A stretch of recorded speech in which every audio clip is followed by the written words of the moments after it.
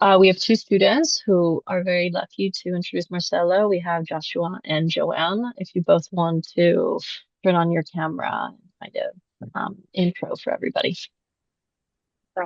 It's an honor to introduce Marcelo. Marcelo is a visionary designer and educator whose work operates at the intersection of computational rigor and material craft. Through the creation of objects, installations, and life experiences, he explores new modalities for human communication and our evolving relationship with technology. His diverse body of work encompasses projects ranging from interactive architectural installations, large-scale light performances at the Rio 2016 Olympics, and most recently, his research into large language objects has sought to bring the capabilities of generative AI out of the screen and into the physical world. While we now know him best as a director of the MIT Design Intelligence Lab, we're at Europe, and faculty in our Department of Architecture, Marcelo previously worked on research at the MIT Media Lab and Apple, was head of design at Form Labs, and also served as a design tech innovation fellow at Form Labs. As an educator, he leads advanced studios that challenge students to navigate the complexities of art design, human-computer interaction, and artificial intelligence. Please join me in welcoming Marcelo Coelho.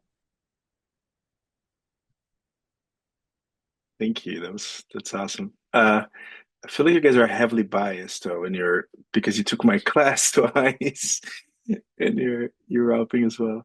Um, so as far as the format goes, should I present for 30 minutes and then we chat after? Is that the okay, cool. So let me get sharing the screen and see if I can get this going. Um, actually, no, hold on. I think we need the audio too. Let me do this again. Um, oh, for some reason I'm not allowed to share the audio, but I think we can live without it. That's Let okay. me see if I can fix that. Oh, and we're gonna get crashed by kids occasionally because the schools are closed today. Hello. We were Amazing. expecting that. We can't hear you, guy. Oh, 1 second.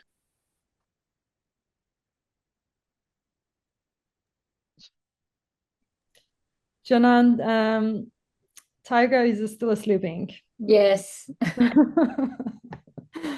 he slept late actually. That's awesome. Slept like an hour ago, so maybe in an hour he will be awake. By the time we are done, I think he will be awake. Well, we'd like to say hi.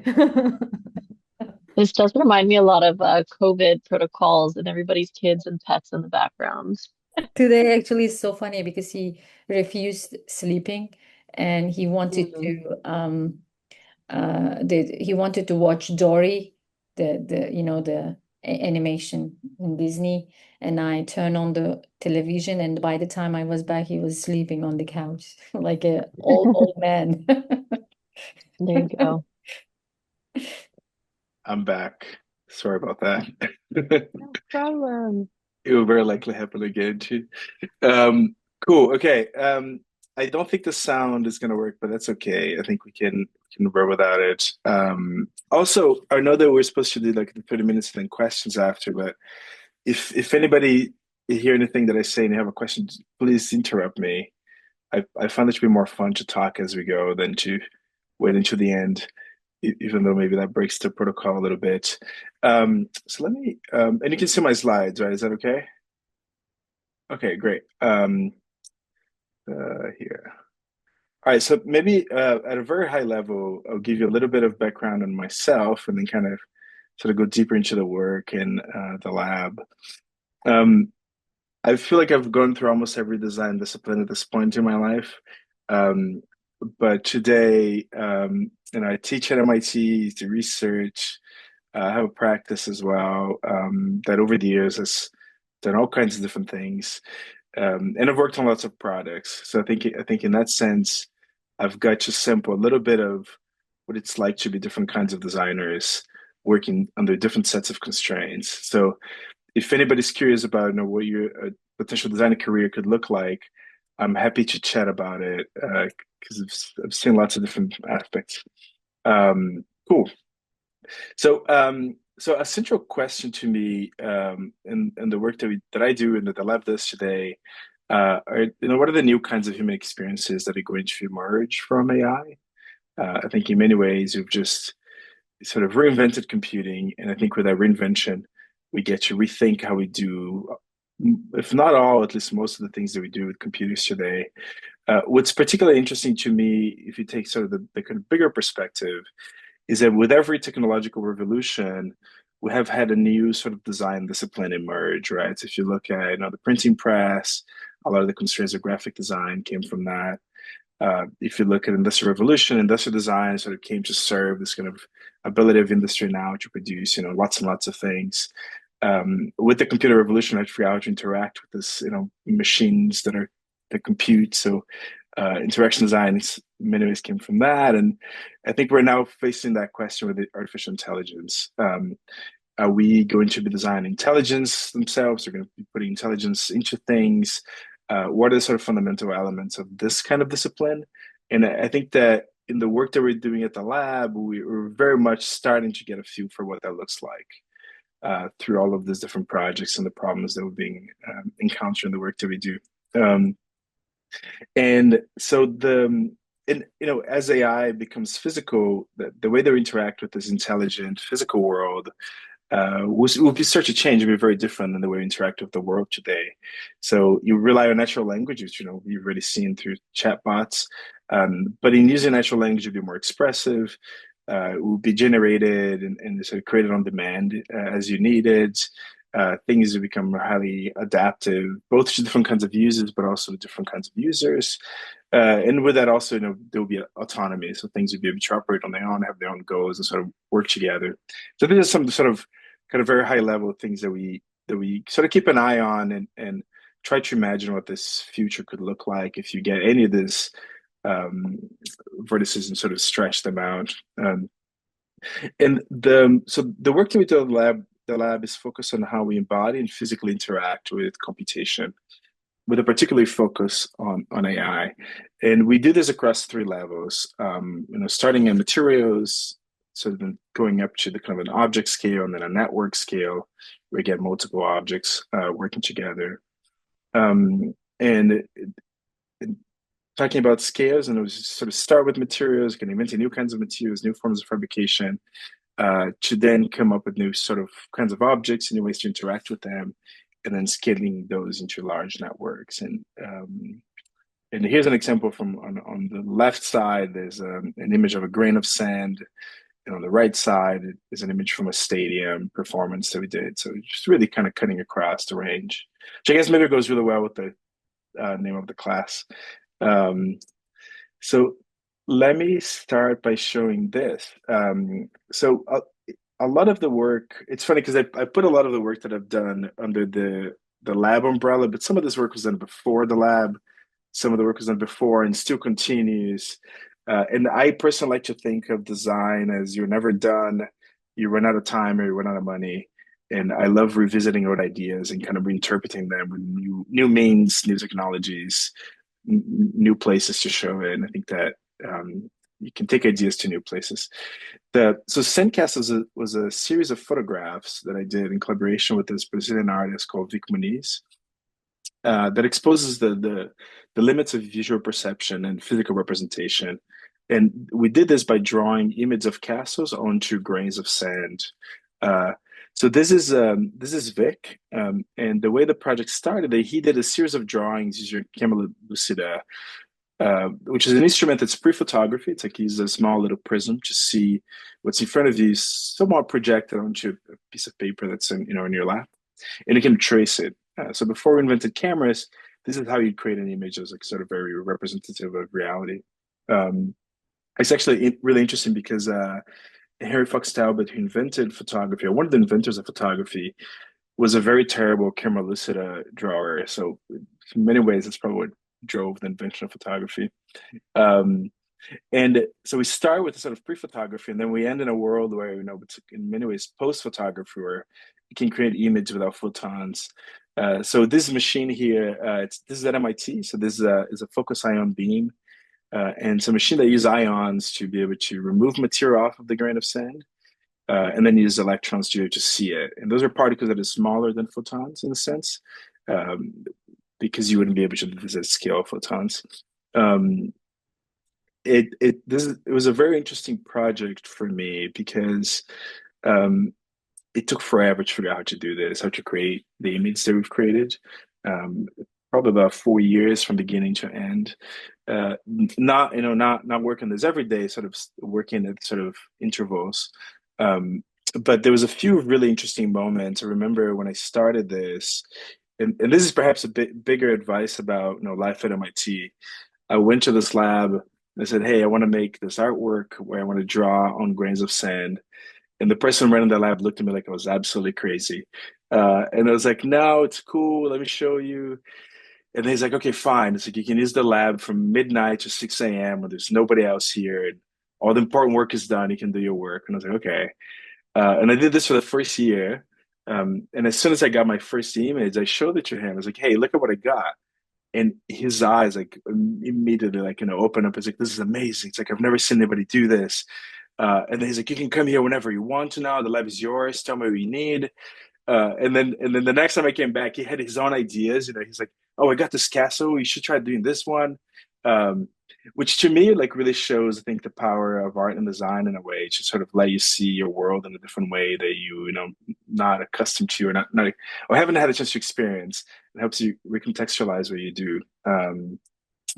Then and and so my advice, if you're an MIT student, is find the most expensive and difficult to use equipment on campus and come up with an art project that uses it, whatever it is, so you get a chance to play with it, because you're going to discover new things that you would not be able to discover anywhere else.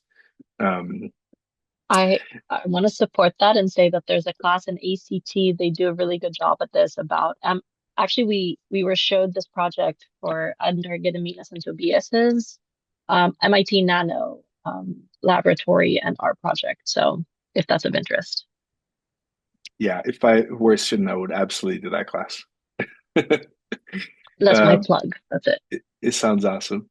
Um, yeah, perhaps the other piece of advice, email people that you are a big fan of with your MIT email account, because they'll reply, and you get to be mentored, get advice from somebody, but also start new collaborations and friendships. Vic is a really good example of somebody whose work I really admired, and I reached out to him. He's like, "Oh yeah, amazing. Let's talk," and then became a big collaborator over many years. So abuse in a way your MIT email account to sort of reach out and get to expand what you can do and the people that you know. Um, okay, I'll stop with the advice. So we've made a few images with this project. So this is a castle in Germany, where we etch the image onto the grain. The grain is about a millimeter in size, and the final image is a print that's sort of 10 by 10 feet. It's like very, very large. Um, it's interesting too because we tend to think of computational image, like an image in this case, as being sort of scale independent. But the relationship that we have with images is very ergonomic. We make them very large in this project, and you can kind of see them at both scales. You can see both as castle and as grain in this single image. So this is another one. This is a castle, Chambord in France. Um, and it's really interesting, because during this project, I kept telling myself, maybe I should just fake this. It's taking so long. It's so much work. I could just Photoshop and nobody would ever know. Uh, but in trying to do the thing the hard way and the way that you sort of set out to do, discover all these new interesting things. And in this image, for example, in etching it, a part of, I don't know if you can see my cursor. Can you see my cursor? Yes. Awesome. This part of the image are cracked. It's part of the grain. And I thought it looked absolutely beautiful. How it's still, even though it cracked, you can see how, the fib managed to write onto it, and you can still see the image. Things that if I had, not done it this way, wouldn't really have happened. The other one that I really love, we made 10 images, but just showing a few of them. This is another one that I really love. This is the Elz castle in Germany as well. And part of the reason why I like it is because, so this is a castle. It sits on top of a mountain. If you look at the line here that I'm following with my mouse, this is an outline of the mountain, like an actual big mountain, um, that was then drawn into the grain of sand at a tiny scale. And it's a very similar line to me than the edge of the grain. So there's a sort of like kind of fractal nature of the universe overlapped in one image. And I remember making this, I was like, oh my God, I'm seeing this like two entirely different scales sort of fused into a single image. And it was very striking in a way. And again, the kinds of things that I think you discover once you go and do something rather than just sort of imagine it. The Let me keep going. Um, so 640 by 480 is a project that I actually did at the Media Lab. Sort of my last 3 years at the lab before I left. It was a commission from Design Miami. There's these two fairs that happen both in Basel and Miami every year. It's Art Basel and Design Miami. One is focused on art, the other one is design, but those boundaries are very flexible. And they gave me a commission to design something that I thought could represent the future of design. And to me, what I really wanted to get across is this idea that you could break computers off a screen and put them out into the world and really sort of immerse people into it to create a new kind of physical experience. And in many ways, this project's a very sort of literal interpretation of that because we made this sort of physical pixels that you can touch and move around and interact with. Um, gonna, I don't know if you can hear the sound. Can you hear the sound? Okay, maybe it's better. Uh, it's a very loud song. So what's happening here is each one of these little boxes is a physical pixel. If you touch them, they change color. They have their own microcontroller, battery, etc. If you touch two at the same time, you can clone colors by transferring information through your body from one tile to another um, as a kind of a physical copy and paste. Yeah, and you can see it here. And you can also control them as a group. So you can have lots of them together, and you can use a remote control to paint them all in one go. There's two color palettes, and it doesn't matter what situation you put them in, they sort of all kind of work together. And then you can make these different flicker animations. You can make it sort of more sinusoidal or more squarish, and sort of change the frequency. And this is what happens when you put lots and lots of them together. So there's a lot of technology that went into this for its apparent simplicity. The circuit is like fully custom design, analog electronics, to be able to do the sort of time division scheme where we're transcending data, receiving data, and doing touch sensing all at the same time using the same electrode. One thing that's really for the folks that are interested in product, this was done a bit over 10 years ago now. And what was true then is even more true now. It's very easy to make a product these days. With like a little bit of money, you can get things injection molded, you get circuit boards custom made and shipped to you. And if that's a path that you want to pursue, you have almost no excuse. It's very easy, and very easy to collaborate with people when you're doing that too. So okay, let me keep going. So I was very fortunate to show this work all over the place, which I think was really sort of gave it a new life beyond the original exhibition. So this was an exhibition with the Creators Project in San Francisco. This is another one at Ars Electronica, and it's interesting because this project is very much a kind of a digital graffiti. Where when people first approach it, they kind of randomly move it on the wall, and sometimes they'll write sort of inappropriate things, very much like a bathroom wall in a way, actually. But people write inappropriate things, and they'll like write their friend's name and something bad. But as you get out of your system, then it becomes more interesting, and people start creating more and more sophisticated things. There were a few, I remember at ours in particular, because it was fairly large. There were a few moments where I came back into the room, and there was this entire like scene on the wall that people had created. And that it also captures kind of sort of 8-bit quality, but because the pixels are not on a grid, sort of very amorphous as well. This is another one that was really cool. This is at the Corcoran Gallery in Washington, and it was interesting because this is a very traditional museum. They were not allowed to touch the work; it's just mostly paintings.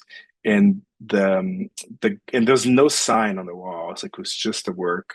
And the guard would come into people and be like, "Hey, this is different. You can touch it. You can play with it." And then people would start interacting and creating things.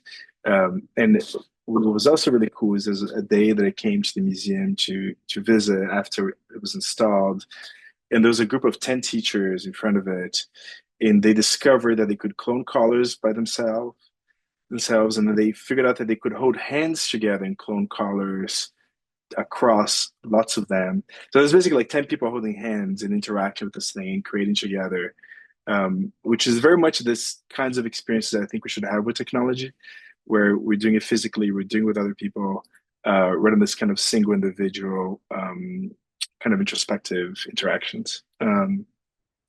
So let me give you a few more examples. So this is that collector's place in Troy, Michigan. It was probably the largest installation actually, and it's really nice because you really get a sense of what it's like to paint light with light from the remote. And then you also discover things like this. So we discovered that if you cover the light from the remote, you could create these digital silhouettes on the wall, which is pretty nice. Cool. So to me, this falls into kind of the material category. It's like even though there's tiny objects, a lot of the behaviors that you get kind of happen at sort of aggregate scale. But going even deeper into the material, our project that we're working on now, it's called Geoelectric. So it's a research project that we did for Venice Biennale that happened last year, looking at new kind of sustainable materials for electronics. So let me show you a little bit. Oh, here you can see a little bit of the details in this video. So a geopolymer, which is a material that we use, it's kind of a concrete or ceramic-like material that's very low carbon, so it doesn't emit a lot of CO2 when you mix it. And different from ceramics, you don't need to fire, so it uses very little energy. So it's literally sort of a chemical bond that happens very much like a polymer. Here's how you make it. So you combine aluminum silicate with sodium silicate and a few different aggregates, and it goes through sort of series of steps. So you mix it. It has a very kind of strange behavior when you first mix it because it's very viscous and it slowly sort of becomes very fluid. And then you make a mold, you cast it, you vibrate, you kind of remove bubbles and sort of make things settle. Then you seal it. You want to make the evaporation as slow as possible.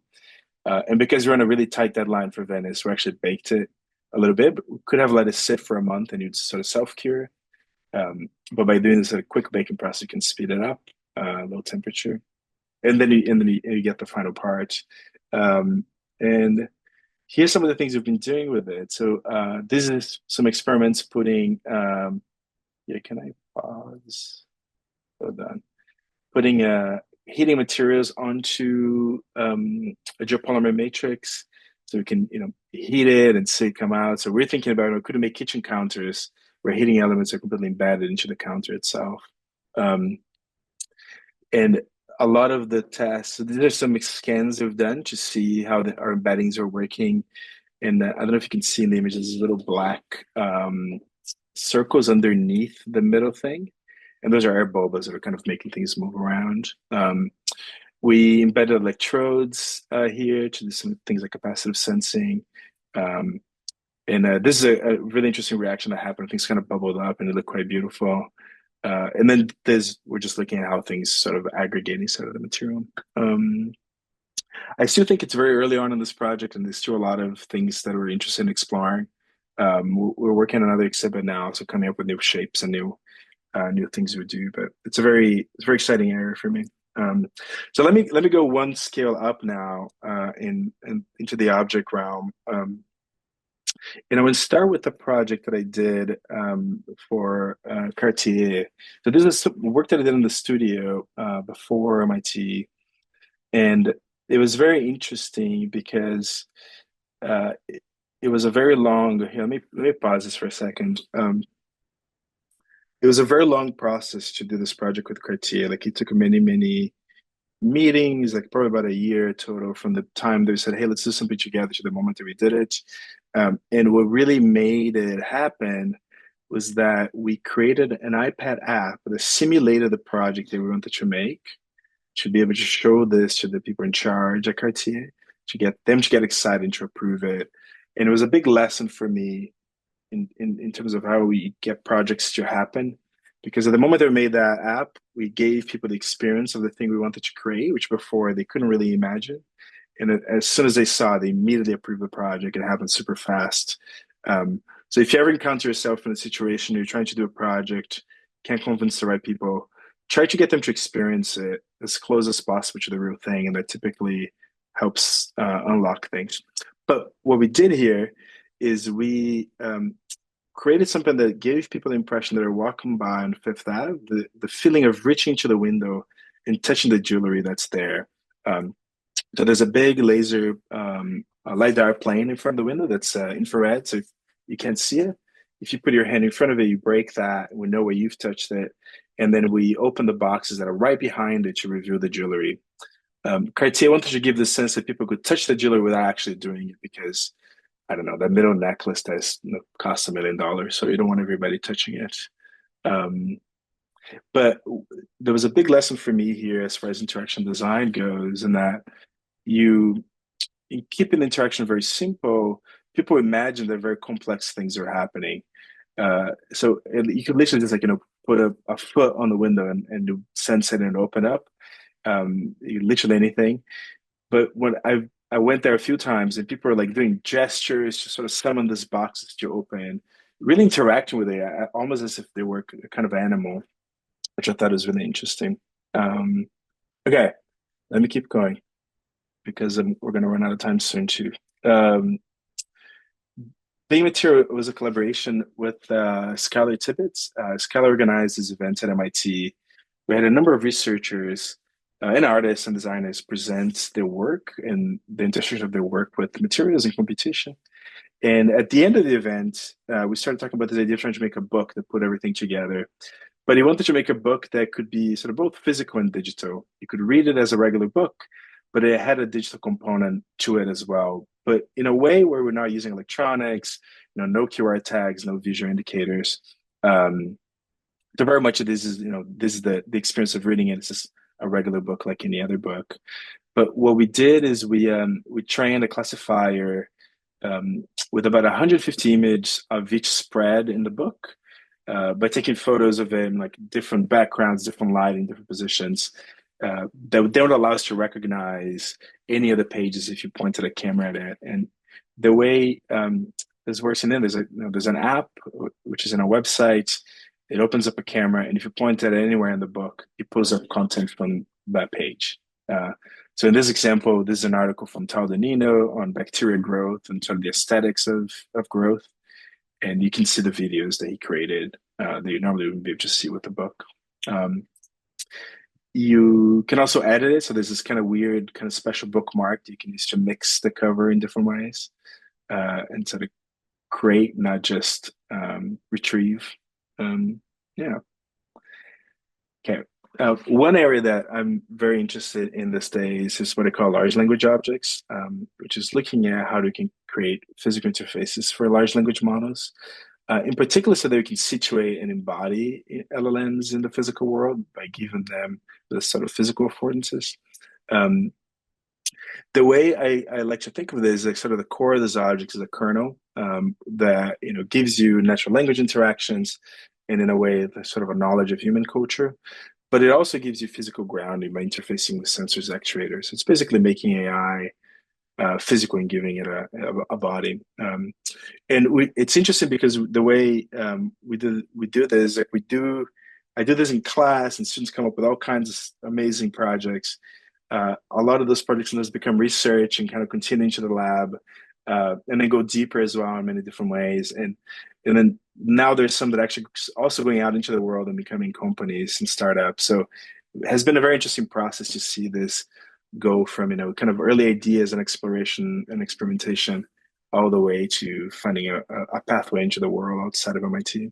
So let me show a few examples. So this is Narratron. This is a little mini projector with a camera, a hand crank, and a button that kids can use to create stories using shadow puppets. It combines GPT, which I believe at the time was for story generation, Used at the time is again DALL-E for creating image, and then a custom trained classifier to recognize all the different puppets. And here is how it works. So you press a button, just start it, and then you can make a dog in front of the camera.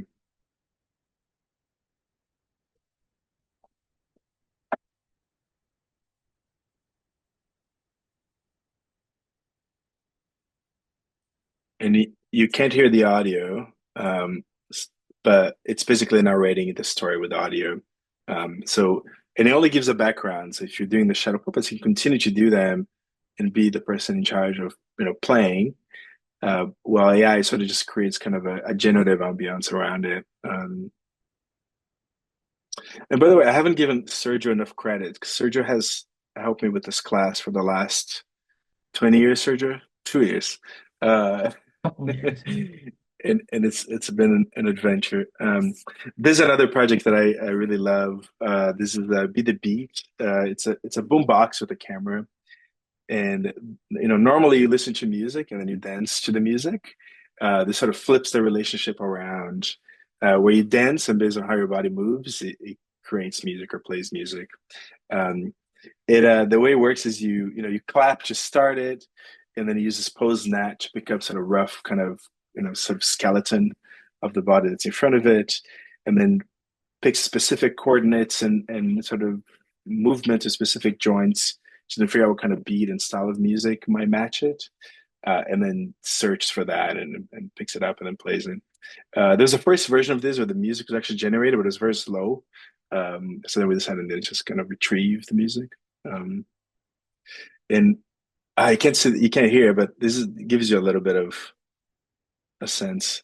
And this is Ethan dancing.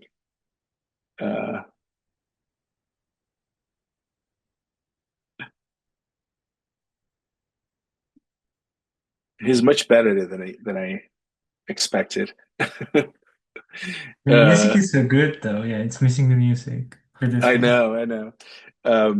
Oh, you won't be able to hear this video too, but I guess we're almost out of time, so maybe I'll go quickly through this and I'll show some of the last stuff and we'll wrap it up.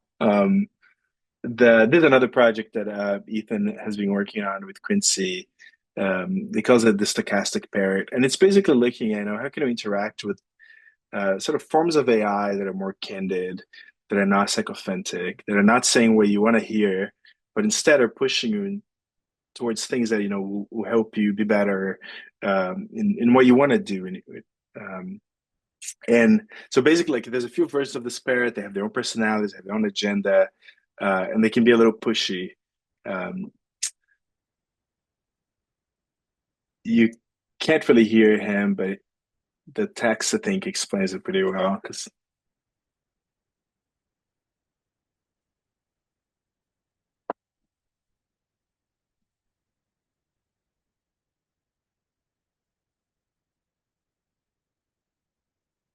this is Quincy.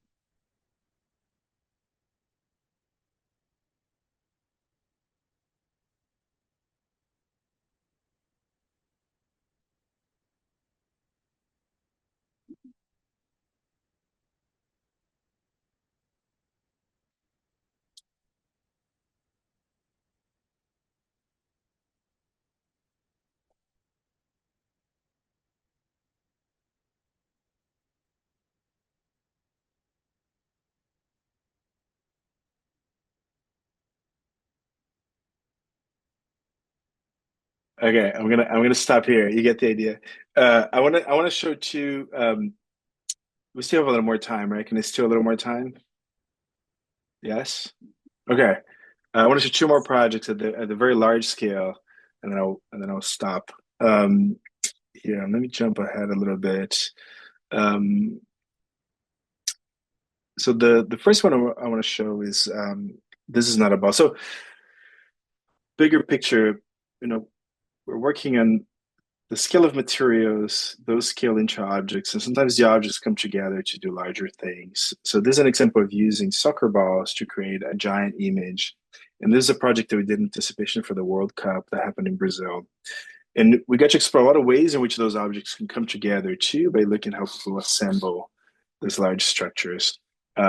So this very much started, with like me writing some software and being, how many soccer balls do we need to create an image? How big is a soccer field? What kinds of images can you create? How do you arrange them?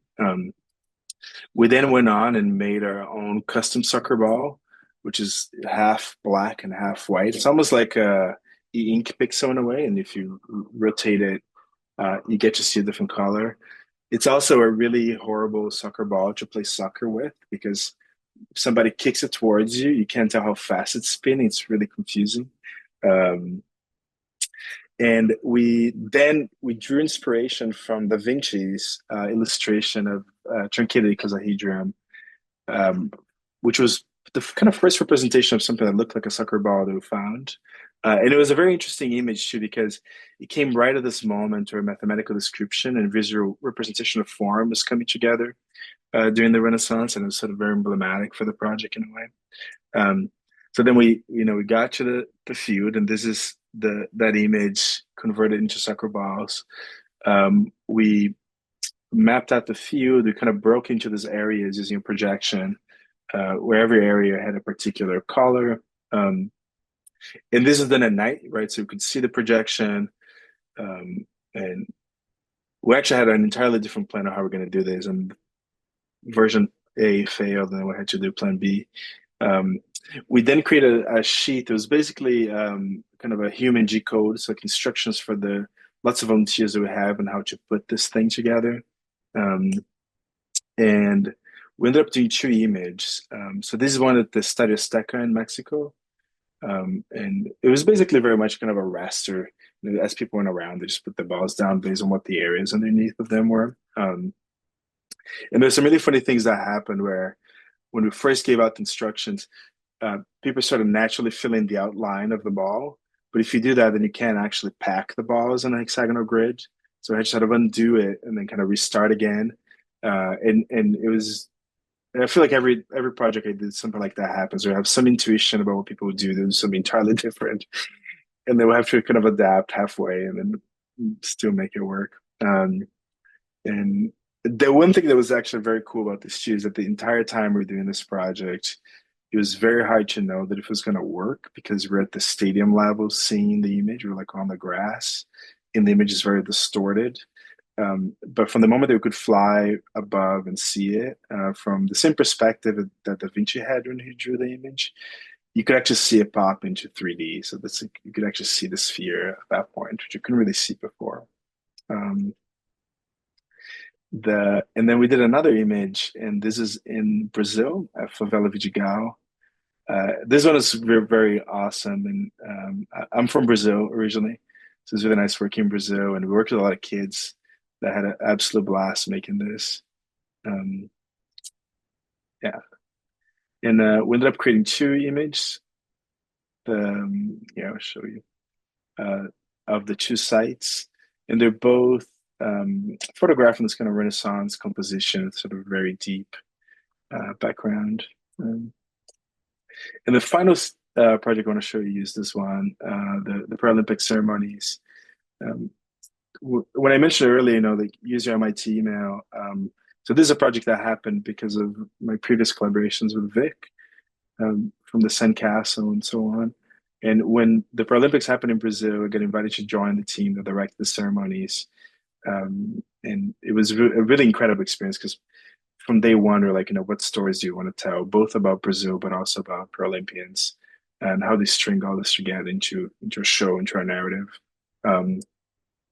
It was an absolutely incredible honor in that way. And I think that it's particularly interesting working with Paralympians who, live in a world that was not designed for them in any way, but managed to transcend this kind of limitations of the body in really incredible ways.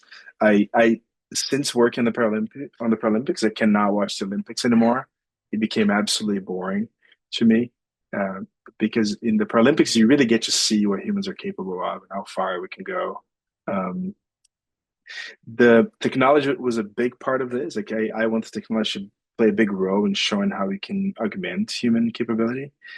So this is Amy Purdy, who I believe worked with Hugh here a few times at the lab. She's a snowboarder, Paralympian, and she's wearing a custom 3D printed dress. and dances samba with a giant cooker robot. And the segment that was sort of like really close to my heart was this one. It's called Beyond Vision, and there's this really interesting performance where we kind of created like a new kind of communication to control the show that combined the communication with the electronics, with the sort of light sticks that dancers are carrying, and with the dancers themselves. So this kind of gives a little bit of an idea of what it does. But there was the dancers are carrying a light stick. Inside that light stick, there's a bunch of electronics. But fundamentally, what they do is they receive a signal over FM radio. Based on that signal, they decide what animations to play, and there's a bunch of different animations that they're capable of playing. The dancer is listening to the exact same signal, literally the exact same pulse. And when the dancer hears that, they know where to go. And that combination of the animations played by the electronics with the position from the dancers creates the final show. You can you can't hear it, but you can hear what the pulse sounds like in this slide. But it was very interesting working in a stadium like this too, because everything runs on a clock. There's a time code for the entire stadium, and everything needs to synchronize to that. Like the music, the fireworks, the dance, when people walk into the stage or out. And so in many ways, like a lot of the work was sort of culminated into a soundtrack. So I remember every day, like would make changes to the show, and then I had to like run in with a sound file and give it to the mixing table so that we could rehearse it the next day. And this is what it looked like. So there are particular positions that the dancers have to go to at particular moments in time, and they know what those are. And when they hear the right signal, they know where to go. One thing that was really interesting too is that the audience turned their phones on, which was like not planned at all. This sort of happened. And I think really kind of added to the show.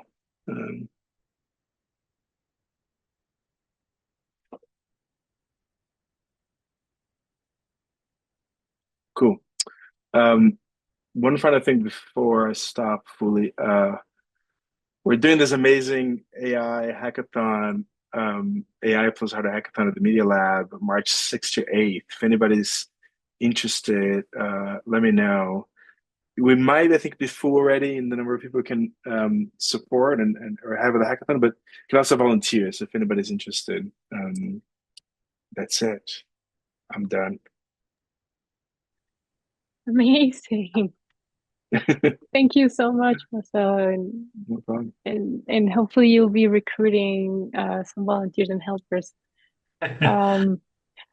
So before we open it up for questions, burning questions, all kinds of questions, I just wanted to point out a couple of things that struck me from your presentation. And I think this comes at a really nice moment in our project one in the class, which is happening in the background for students. So students, please pay attention.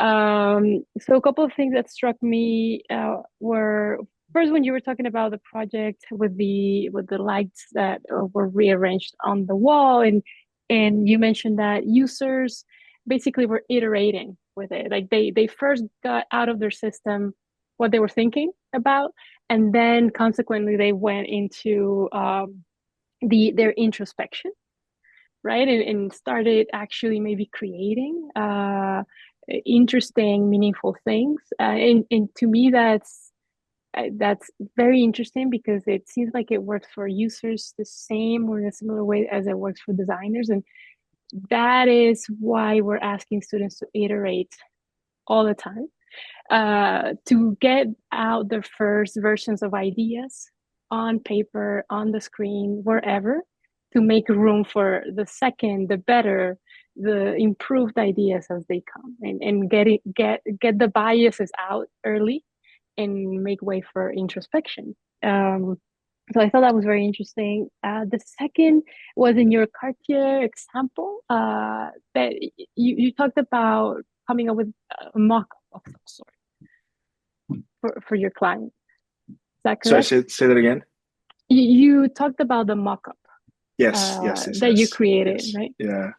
And I think that's a very interesting case study for students to see, right? And maybe we can get into that in the questions of maybe you don't have to get the full idea fully functional, but touching on things such as scale and feel and relative levels of completion as a designer is really important. And whatever that lo-fi prototype might be. And I think your example was just very timely for us. The next thing is how you seem to weave into your narratives and your visual explanation of the projects some anchors to history or to some precedent, which is part of what we're asking our students to do. But now you've seen it masterfully put in action, and why that is important both for the creative process, but also to communicate. And we're talking a lot about communication and conveying ideas, in which ties to just the general observation of your storytelling in general, and how you bring different media as it seems appropriate, different video, different collage, different interpolation, the physical and the digital. So these are just a couple of observations, not real questions. And with that, I thank you personally, Marcelo, for this wonderful lecture. And I will stop talking and invite everybody else to jump in and to ask questions. And also, Janan and Marcelo, if now we can connect, you each have questions for each other, we can start that too. Can I, where everybody warms up to raise their hands, can I pick up on what you mentioned about history? Because you're probably one of the few people that brought that up ever when I present. But my first degree was history. Did 1 year of history, and I left history because I was like, "There's no way I'm going to get a job doing this. I got to go do something else."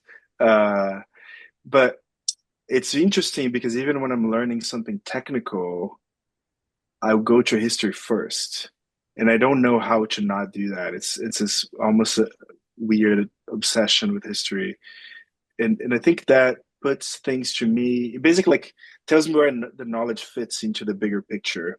Mm-hmm. And then once I understand that, I know how to situate it, I know its context, I know its value, etc. And I think when it comes to design is fundamentally about people and it's fundamentally about culture. So I think that you have to put this under this sort of historical lens to understand, what culture are we talking about? Whose culture? Where does it come from? Where could it go next? Mm-hmm. And I don't know how to do it otherwise. If that makes sense. I do have a burning question that I'm very curious Go. First of all, amazing. I mean, it's so wonderful to hear your whole practice and the whole trajectory of your creative thinking and creative making. I'm very curious because when one of my PhD advisor was a Hollywood movie production designer of Minority Report and Charlie and the Factory. What was interesting about Minority Report was Steven Spielberg didn't hire the script writer and the production designer who was Alex McDowell. Like he literally hired them at the same time. So what happened was the act of script writing and production design of the movie was happening at the same time. When you showed this Olympic dance performance, I'm very curious how this took place. Like, this is a massive performance. Did someone wrote the script for choreography of the movement and say, hey, can you come up with the lighting design? Or the lighting design was so intertwined with the performance? I mean, that's sort of a beginning question, but a follow-up question is like, what is the advice you have when you trained as an architect, you're a designer, but all of a sudden working with dancers? Like, how even that works for you? Like, what kind of advice you have for our students on that note? Yeah. So I guess like the first part is like I don't know if I have a good answer, because I think every project in many ways plays out a little differently. For the Paralympics, we started at a very, very high level. We said, hey, here's some themes and topics you want to explore. And then once we had a list, then we broke those down into segments. And then that segment was about vision. So, immediately like, okay, I want to play with darkness and light. Maybe we should show like light beams and light rays. And then there are a few moments I think that's in the video. There's like a big circle. It's like, all right, I want to make a big eye looking thing. So things kind of evolve that way, and then you start bringing in the experts, right? And you bring, I had a choreographer that was responsible for the kind of individual movements. Had a mask choreographer who was responsible for the position of people. Um, Somebody working on the costume, somebody working on the makeup. So basically, find the most awesome people you can, in those expertise, and you work with them. And it's a bit of a give and take, right? Like I had an amazing relationship with the person writing the score because we do some tests and then every day come back and be like, hey, I need 2 more seconds here for this one person to get to this point to that point. And he's like, okay, no problem. He'd like added the music, come back and be like, hey, I got 2 more seconds for you. Um, but I think that is this combination of finding people that you respect and that are amazing at what they do, uh, working in a relationship where you're kind of trying to decide and communicate what you're doing, and then having them help you because we're going to the same place together. The most interesting moment for me, or one of the most interesting moments for me in that show is that well, almost like like it wasn't the day before, but it was like 2 days before maybe the final event. This guy came to me and he was like, okay, so I need to talk to you about the cameras. And I was like, okay, what cameras? He's like, well, where do you want to put the cameras? And he's like, for filming, because they're going to broadcast this on live TV. I was like, oh, it's like, I hadn't even thought about live TV, it's silly of me. And then I was like, okay, what cameras do you have? And he's like, well, we have 2 helicopters, a sky cam, and 30 cameras around. And I was like, oh my God. Uh, it's like, I don't know where to put the cameras. So then it's like, okay, it's like, what do you recommend? And then you sort of go from there and you kind of build it that way. Uh, Obviously, there are many things that looking back I would have done differently. Uh, and there's lots of things that I thought I would have done differently, but now, many years later, I look back and actually really enjoy seeing the kind of imperfections in it too. I think that, especially when you're working with people, the imperfections are very special. Like they're kind of in many ways what makes these things human and not just computers. Um, yeah. Sorry, and what was the second part of your question? I guess the advice for working across disciplines, doing things that you have no idea how it's been done. Like you're not choreographer, how to move the body in the space. You have to put yourself in another discipline, and you have to. So, what advice you have for our students to go across disciplines? Just listen, like empathy. Don't be arrogant. Don't think you know everything. You don't. Even when you probably do, you still don't.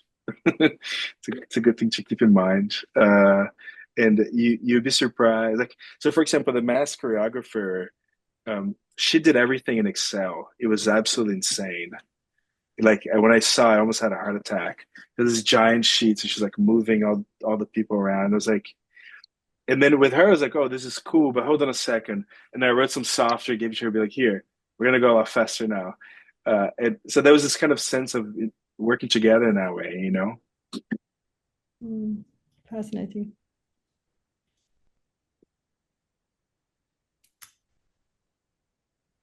We have another visitor. We have another guest back. Do we have questions by students? Aha. Joshua, go ahead. So a few of us have had the pleasure of taking your class, and some of us even twice, where you've mentioned that all concepts kind of start as bad ideas and they become better through iteration until you run out of time or money. And I think you actually mentioned that again today.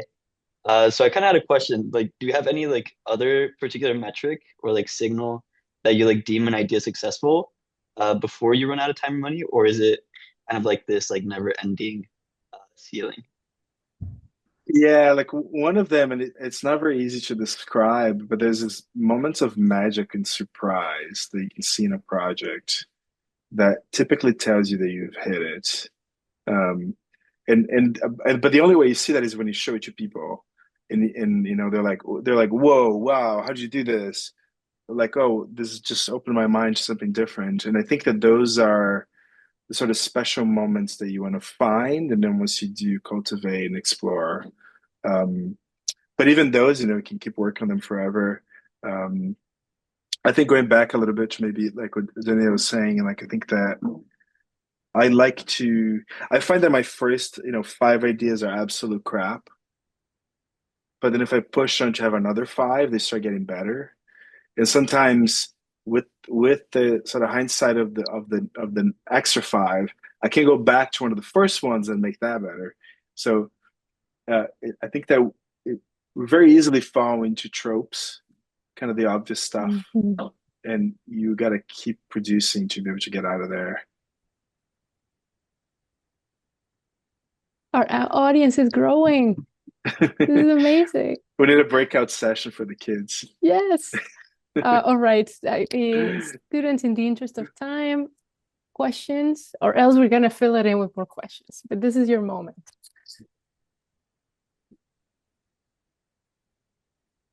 Can I go again? Yes. Go again, Joshua.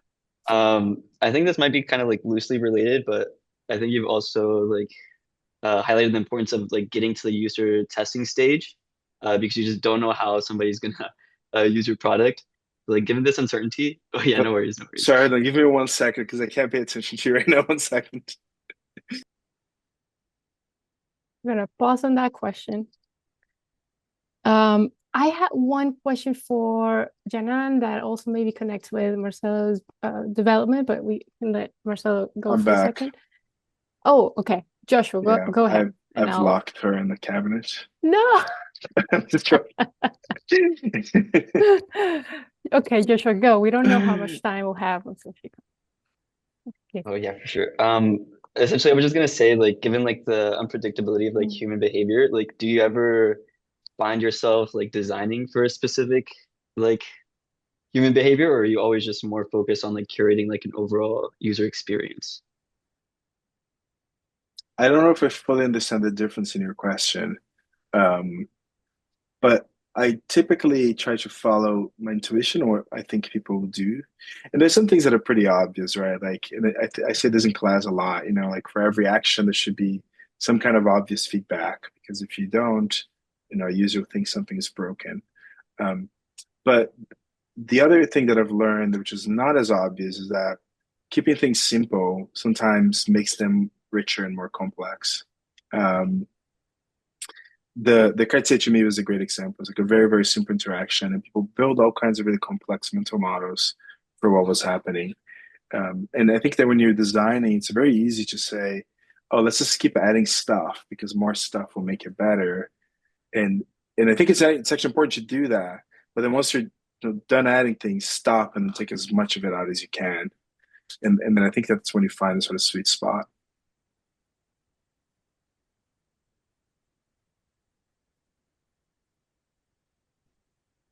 It's too bad that Janan had to hop off. I wanted to ask about kind of the development of design and those decisions, right, that are working towards a framework or towards an agenda. In the case of Janan, a lot of the work is about access and safety for the body. So how does that translate to specific decisions, specific maybe forks in the road that guide? Because you can design many things, right? Everything, but which ones do you decide to design and given the moment? So maybe if I can use that question and pivot it towards you, Marcelo. Yeah. Can you think of a specific project perhaps that you can talk us through that decision-making framework? Yeah, I'm trying to think of. I think it's easy to talk about that within, this projects or works that are more kind of industry focused, because you have more clear metrics. You can say, hey, if we don't hit this price point, we'll never be able to have the margins that we need, or We know that, the problems that we are hearing from customers is X and Y. So we got to make sure that we address those that on. I think that when the works become very personal, perhaps more expressive, it becomes harder to do that, I find, because then they can do whatever, right? So then what I typically do is I try to create other artificial constraints. Like one thing that I do a lot, which I think is a little crazy, but it works for me. If I have an idea for something, I try to execute on that in one day, and that's it. In the sense that that would be the first version of the thing, and I would then, after that, I'm just kind of iterating and cleaning up and fixing it. But I managed to get this thing out and put it into the world and experience it very, very fast and get it out of my head. When I don't do that, I work on the same thing for 10 years and never finish it, which I also think is okay. I think it's totally fine to have, and I have many ideas that are in permanent state of being incubated, and they'll probably never make their way into the world, or maybe they will. I don't know. And there are other ideas of things that I have done that I look back and I was like, I should redo that. It's not quite right. So yeah, I don't think I'm the best person to advise anybody in that department. But I think that don't be super hard on yourself. Experiment with different formats and try different things and see what sticks. And I think that the design goes very well. Like the kind of design that you make, I think goes very well with the methods that you use to making it. So you wanna experiment at both levels. I think that is a really great answer, Marcelo. Thank you so much. And I know that a lot of students are wondering, how to know what's right when design and design briefs are so vague, and some of the things that we're touching on are so vague, right? And then there's this building of an intuition through trial and error, and I think we have gone over that a lot. So I think your answer is not only very honest and candid, which we appreciate, but also right on based on your perspective. So can I yep. Can I add one more thing? There's another thing that I've learned that I find to be really helpful too, is before you do anything, try to tell people what you're doing or you want to do, and you realize immediately that you can't properly describe it, or you describe it, people don't get it. And I find that until I can describe it in a way that people get it immediately and have an interesting reaction, I don't get too interested in working on it. It's kind of like if I don't know how to talk about it, I'm not gonna make this thing that they don't know how to talk about. So I want to figure out how to talk about it first. And the reality is that once I make it, all changes. But being able to talk about it first, I think, creates a good grounding for the work that will come after. Absolutely. It may have to do with that synthesis and also relating it to other human beings and seeing that mirroring and storytelling. I think telling stories, it's kind of at the bottom of all the stuff. It's all because you don't need any of this stuff. We're just telling stories. We need it for the soul, maybe. And with that, it is interesting that you start with the story. It's an interesting way of thinking about it. Try it. I recommend it. Let me know how it works for you. But sometimes it's like it just takes one word for somebody to understand what you're saying, and then they're like, okay, I got it. I got to say that one part, and then now that you get it, then you maximize that part, you amplify, you make it, you put it on the front. Wonderful. Okay, I think we are at time, and any other questions would have to be relayed by email or through TH, and we'll make sure Marcelo gets them. Behnaz, anything before we close? I just want to thank our speakers. Thank you, Marcelo, for wonderful lecture. It was very inspiring to see all the works, and the conversation was amazing. So thank you. Thank you so much for your time. Thanks for having me. Awesome. Thank you, Marcelo. Thanks everybody, and Abby and Sergio for all of this, and we'll be in touch. See you next week.